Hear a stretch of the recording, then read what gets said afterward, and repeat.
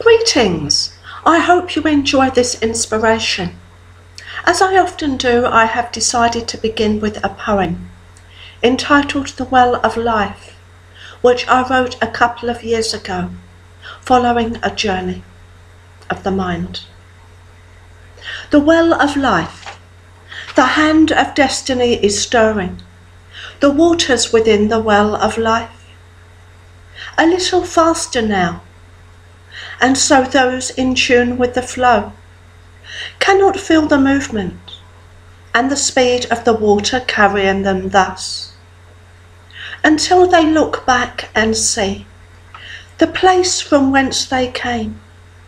A moment of observance from enough will be the time when the people create the moment, when the overlap of past and present ends, when the difference between what is and what could be is seen by enough people for the very first time. In this moment of observance, the concurrence of old and new ceases to exist. The new gains the wings of precedence and is set free to grow and to flourish, a new mind within a new way of being, as the old is moved aside to be held within the atrophy of time. When I wrote that poem a couple of years ago, I did so following a shamanic type of journey,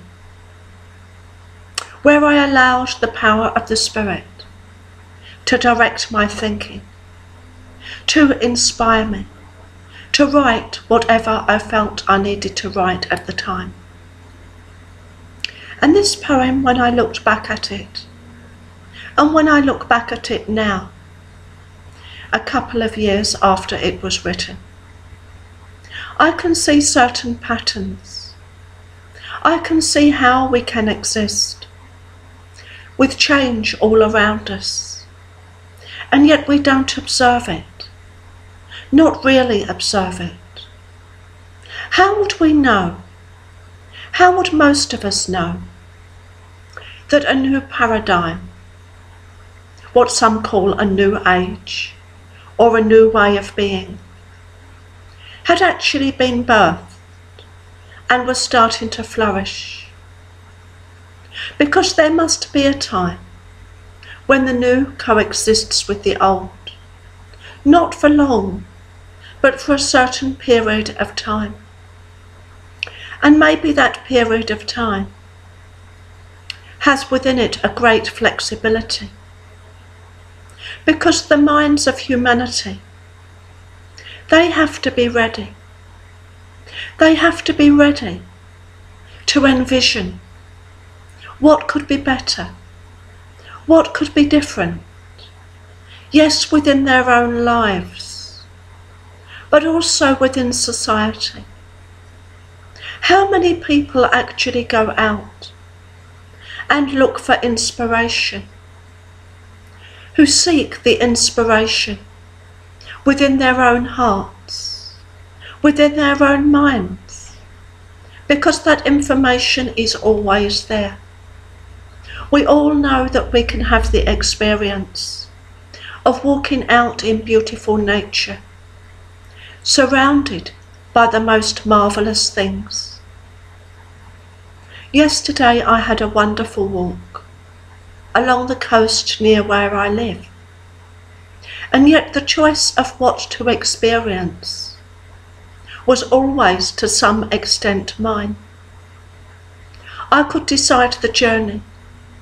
I could decide the piece of land that I would walk on, and I chose that route. But then it was up to me what else I experienced as I walked between the twin pathways of the trees, walked between these rows of tall, strong trees, to walk down to the coast, looking across to the mountains. I could choose to allow the power of those mountains, the essence of those mountains, the soul within those trees, to influence my own soul. Or I could just experience the scenery as it appeared to my eyes, to my everyday vision. But I chose to experience the fullness of possibility, in so much as my soul is able to perceive that at its current level of development. So I walked in silent witness to the power of nature, to the power of spirit within nature, and I allowed myself just to walk at whatever pace seemed right. I had no time scale in mind for the journey.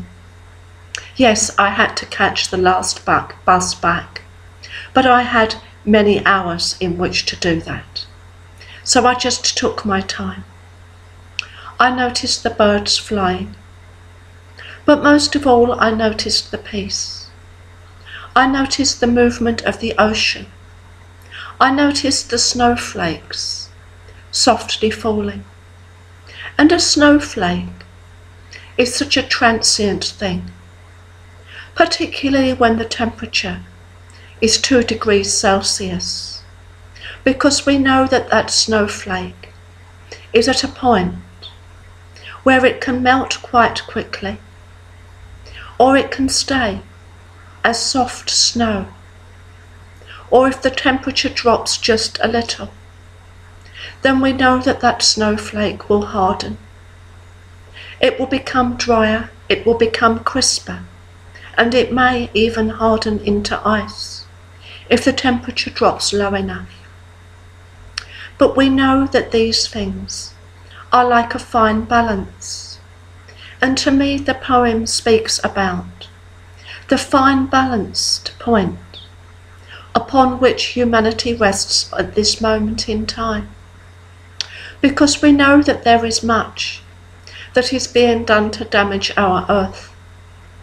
We also know that there is much which could be done to create less damage to the earth, whilst still nurturing, feeding, housing, and looking after the human family. And yet we know that there are many people who are afraid of change. They're afraid to upset the status quo. And of course those parts of the status quo that have great power behind them, they cling on in there. They fight very hard for their own survival. And they are quite a force to be reckoned with. These powers who want to keep things the way they are, perhaps because they make money out of them.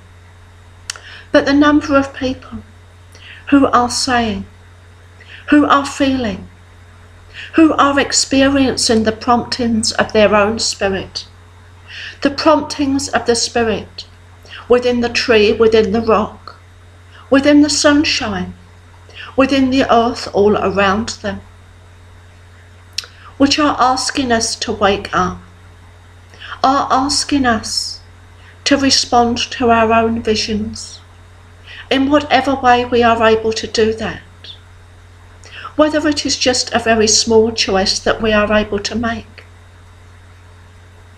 or whether we are able to work for something bigger, or to work in a way which will inspire others to take their first footstep into a new paradigm, to take their first footstep on the pathway of respect, the pathway of greater respect, the respect for self, because we know that each of us has a spirit, each of us has a soul that is part of the great soul, part of the universe, part of all that is. So when we respect our own spirit in a greater way, we are also respecting the great oneness, or the universal spirit, or what some call God, the Creator, because we know that there is this energy at the moment that is very powerfully uprising. It's coming to the surface. It's gathering force more and more.